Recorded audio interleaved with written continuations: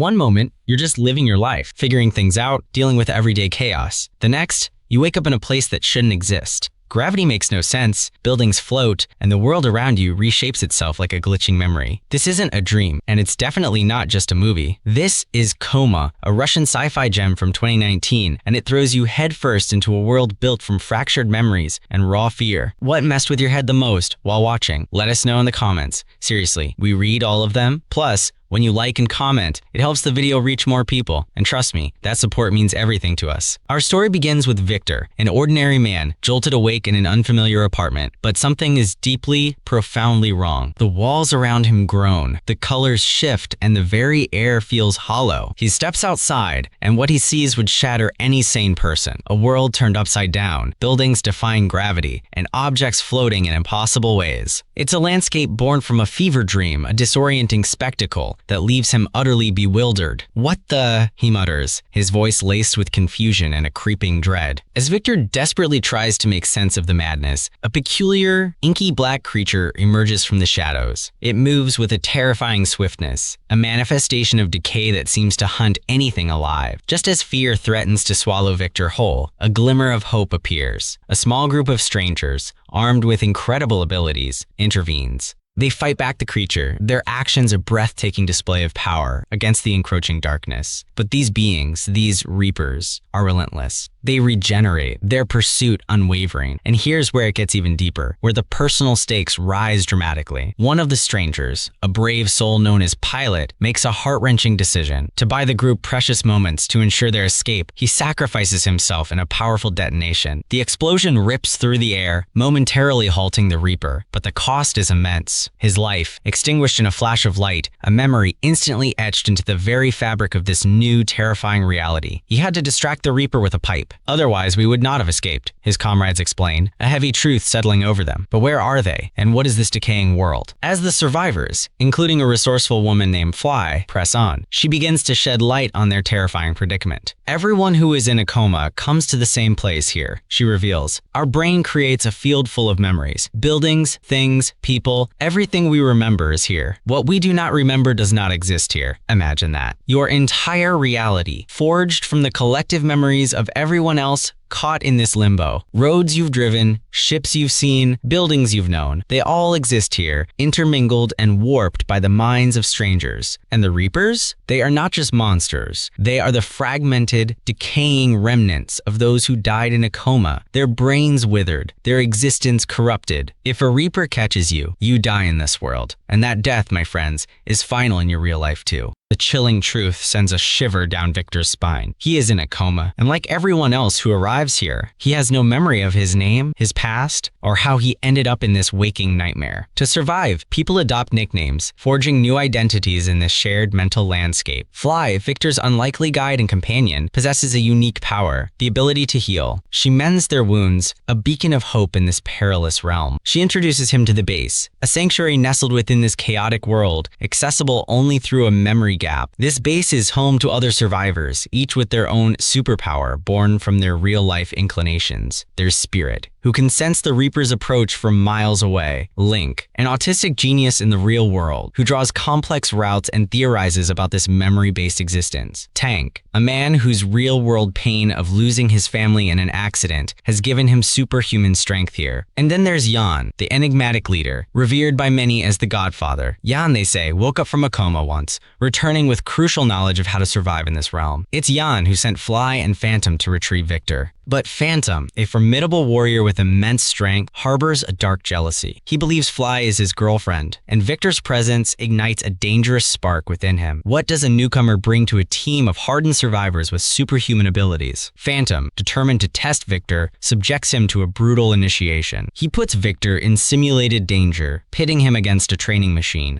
"Let's see why you are so special," Phantom challenges. But Victor, despite his earnest efforts, displays no obvious powers. He's beaten, humiliated, and ultimately assigned to the Building Committee, a group for those without unique abilities. When asked about his real-world profession, Victor recalls only a vague answer. "I think I was an architect," he says, his voice tinged with uncertainty. The others are unimpressed. What good is an architect in a world where reality itself is fluid? That night, alone in his room, Victor's mind churns. He experiences fragmented dreams, unsettling visions that gnaw at the edges of his forgotten past. He sees a devastating car accident, flashes of a hospital, and disturbing imagery resembling a cult gathering. These aren't just dreams. They are windows into his real life, a terrifying puzzle piece of his forgotten history. Now, here's a crucial detail that will haunt Victor's journey: the concept of dreams within this coma world. Jan, the revered leader, warns everyone against entering them. Dreams are tricky. You can get lost in it. You can't get out of there, he cautions. But the astronomer, Link, sees them differently. He believes dreams hold the key to consciousness, a potential pathway back to reality. You can find yourself dreaming there, so can you wake up from a coma this way? Victor asks, a glimmer of hope in his voice, only to be shut down by Link, who reiterates Jan's warning. This contradiction sets the stage for a profound philosophical debate. Is this coma world a trap or an escape? Soon, Victor is thrust into action. The team embarks on a dangerous mission to retrieve explosives from a sunken submarine, a memory belonging to one of their own. This mission is fraught with peril. They encounter memory humans, figures born from other coma patients' pasts, who act as hostile guards. Spirit senses the Reapers are closing in, but Phantom, ever impulsive, triggers a gunfight with the guards, attracting even more danger. As chaos erupts and the Reapers bear down on them, Phantom, in a moment of desperate pragmatism, orders an evacuation, ready to abandon two team members welding the submarine's hull. But Victor, the untested architect, has a flash of intuition. His mind, under immense pressure, begins to stir. His real-world architectural prowess, once deemed useless, ignites in this virtual space. He can't do it alone, someone shouts, but Victor's true power is manifesting. He begins to manipulate the very fabric of this memory world, constructing intricate structures, walls, and bridges from nothing. It's a breathtaking display, a direct manifestation of his inner self, saving his comrades from certain death. His power is undeniable, an awe-inspiring ability to shape the world around him with his mind. Yes, I can do it, he asserts, his voice gaining newfound confidence. Back at the base, Victor's unique ability is celebrated. Jan, the Godfather, unveils his grand vision. Victor will construct a secure, Reaper-free island, a safe haven born entirely from imagination, not memories. This is the ultimate challenge for an architect, to build a world where logic bends to pure thought. Jan, seeing Victor's potential, makes a controversial decision. He removes Phantom from leadership, appointing Link, the astronomer, as the new commander. This public dethroning fuels Phantom's simmering resentment, a dangerous seed of anger that will soon bear bitter fruit. Now, as Victor begins to grapple with his new role, his relationship with Fly deepens. She encourages his practice, and together, they explore the fragmented memories in his room, finding solace and connection in a world built on shared minds. "Here I met you, and here I can become myself," Fly says, her words a poignant testament to the unexpected beauty found in this strange reality. But Phantom watches from a distance, consumed by a rage that will soon boil over. The next day, as the group prepares for their journey to the island construction site, Phantom makes a chilling move. Driven by his jealousy and resentment, he steals a Reaper-attracting device. Jan and the astronomer assure everyone that the path is clear, that no Reapers will be present. But Spirit, with her unique ability, senses them, her gut feeling clashing with the planned route. Phantom's betrayal is revealed when he attempts to use the device to lure Reapers directly to Victor, endangering the entire group. In the ensuing chaos, Phantom, already wounded from a previous encounter with a Reaper, begins to transform. The injuries he sustained in the coma world, combined with his malevolent actions, twist his form, turning him into one of the very creatures they fear. Jan, witnessing Phantom's irreversible transformation, ruthlessly shoots him, ending his agony and confirming the grim reality of becoming a Reaper. But it's too late. The Reapers swarm, drawn by Phantom's device, and a brutal massacre ensues. Victor flees with Fly, Spirit, and the astronomer, narrowly escaping the encroaching darkness. As the world dissolves around him, a brilliant blue light envelops Victor, jolting him awake. And this, my friends, is where the true horror begins. Victor awakens in a hospital bed, the sterile reality, a stark contrast to the collapsing world he just fled. Slowly, agonizingly, unconvincingly, his real memories begin to piece themselves together. He remembers his life as an architect, a visionary whose futuristic designs were deemed too unconventional, too impossible for the real world. He was constantly rejected, his genius unseen, his anger festering. Everyone left you, even she who was by your side until the end, Jan later taunts, hitting Victor's deepest insecurities. He recalls a crucial meeting, an invitation that promised to finally validate his architectural dreams. His girlfriend, now revealed to be Fly, accompanied him. But this meeting was no ordinary business venture. It was a trap. Jan, the godfather of the Coma world, is in fact a cult leader in reality. He believes the real world is stupid and ugly. He studied the cerebral physiology of the brain and discovered that people in a deep coma have access to a whole world that nobody knows about, a world so much better than the known reality. He wants to give people the light of new life by putting them into a coma, creating his own version of heaven, an infinite life full of meaning, where everyone can be who they always wanted to be. He targeted Victor specifically because of his unique, imaginative mind, a mind capable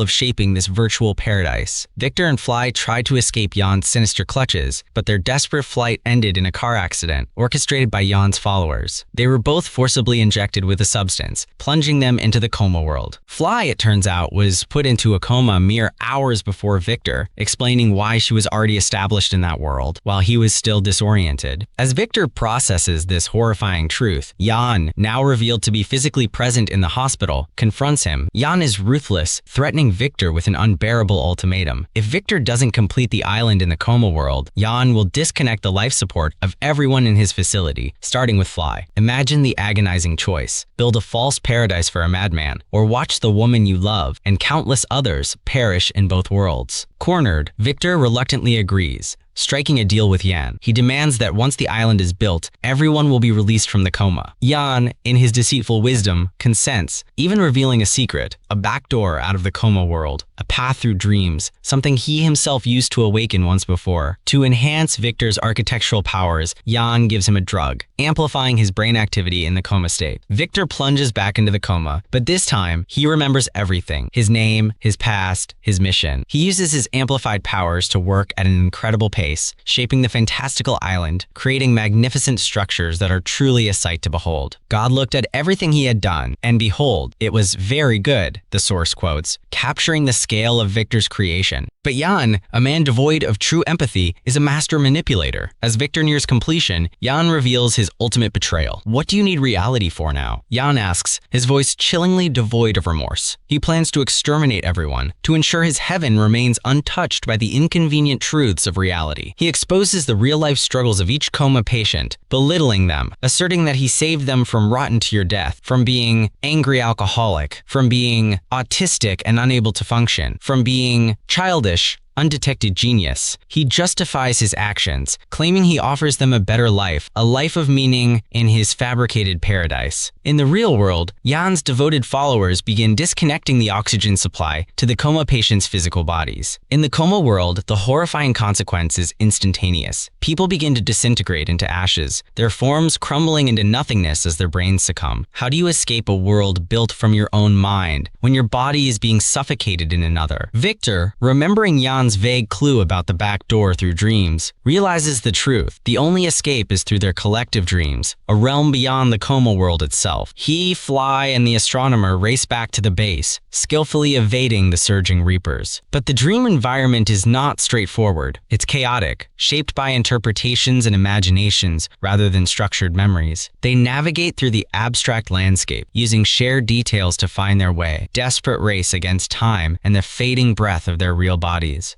As they finally reach the exit, a shimmering portal, they find Jan waiting. The confrontation is brutal. Jan, enraged by Victor's defiance, attacks him, trying to strangle him, to eliminate the architect who threatened his perfect world. It's a moment of pure desperation, the fate of all their lives hanging in the balance. But then, a shocking, unexpected twist. From the shadows, a reaper emerges, an inky figure of decay. It lunges, not at Victor, but at Jan, stabbing him from behind. And in that moment, the true true identity of this saving grace is revealed. It's Phantom, the very man who harbored such resentment, who transformed into a monster, has returned, not for revenge against Victor, but for a final act of unexpected redemption. When I converted into a Reaper, Phantom's voice echoes, his form dissolving, I saw a glimpse that there is a connection between both these worlds, and with this, I have fulfilled my last promise. With his final breath, he sacrifices himself, severing Jan's connection to both worlds and opening the way for Victor and Fly. A brilliant light engulfs Victor, and he awakens, gasping. In the real world, Fly by his side. He desperately works to revive her, and against all odds, succeeds. Their ordeal is over. In the aftermath, Victor finds a new path. He now uses his extraordinary architectural vision, not for impossible dreams, but for possible structures, his genius finally finding its place in reality.